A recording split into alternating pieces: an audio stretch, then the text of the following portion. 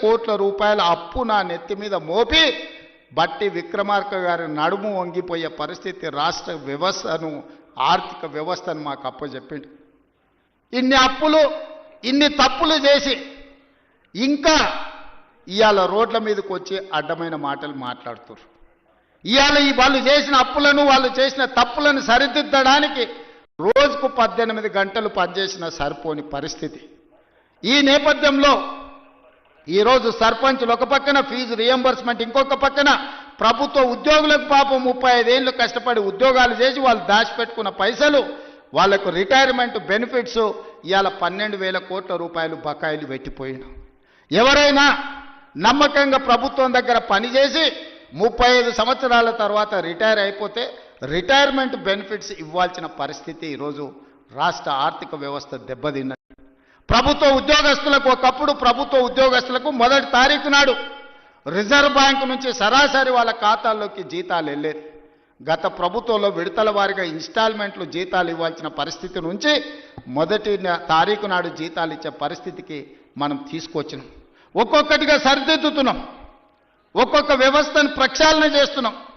ఈరోజు ఉన్న కష్టాలకు ప్రభుత్వ ఉద్యోగులకు రిటైర్మెంట్ బెనిఫిట్స్ ఇవ్వాలంటే కష్టంగా ఉంది. విద్యార్థులకు కాలేజీలకు ఫీజు రియంబర్స్మెంట్ ఇవ్వాలంటే కష్టంగా ఉన్నది.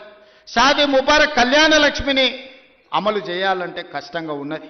ఆ కష్టాలను ఎదుర్కొంటూనే సరిదిద్దుకుంటూనే ఈనాడు ఈ రైతుల కోసం 9 రోజుల్లో దాదాపుగా 9,000 కోట్ల రూపాయలు ఇవ్వాలి. అగ్రికల్చర్ యూనివర్సిటీలో మీతో కలిసి ఈ రైతులకు వ్యవసాయం దండగ కాదు, వ్యవసాయం పండుగ చెయ్యాలి. వ్యవసాయం అంటే 10 మందికి సాయం చేసే వృత్తి.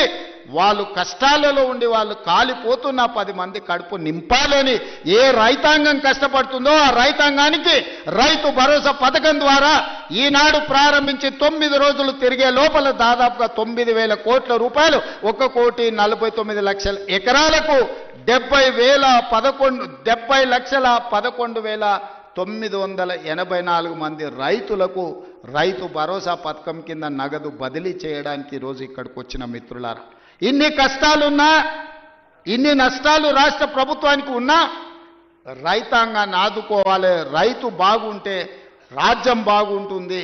ఇవాళ రైతు చేతుల నగదు ఉంటే అప్పులోల చేతుల బలి కాకుంటాడు. అప్పులకు మిత్తీలకు ఇవాళ వెళ్ళి రైతు బలి కాకూడదన్న ఏకైక లక్ష్యంతోనే ఈరోజు ఈ కార్యక్రమాన్ని తీసుకుని ఇప్పటి వరకు దాదాపుగా రైతు రుణమాఫీ కావచ్చు, లేకపోతే రైతు భరోసా కావచ్చు, అదేవిధంగా వ్యవసాయానికి ఉచిత విద్యుత్తు కావచ్చు, అదేవిధంగా రైతులు పండించిన పంట కొనుగోళ్లు, దాంతోపాటు బోనస్ కావచ్చు, అదేవిధంగా రైతు బీమా కావచ్చు. ఈ 18 నెలలల్లా కొనుగోలుతో సహా మొత్తం కలిపితే 1,01,728 కోట్ల రూపాయలు ఖర్చు పెట్టిన రాష్ట్రం తెలంగాణ రాష్ట్రం. ధైర్యంగా పైసకు లెక్క చెప్తా రేపు అసెంబ్లీలో.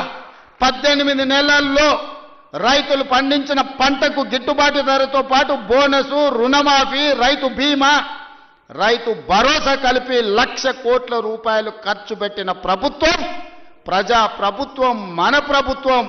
ధైర్యంగా గ్రామాలకు వెళ్ళి చెప్పండి. ఏ గ్రామంలో అయినా సవాలు విసురుదాం.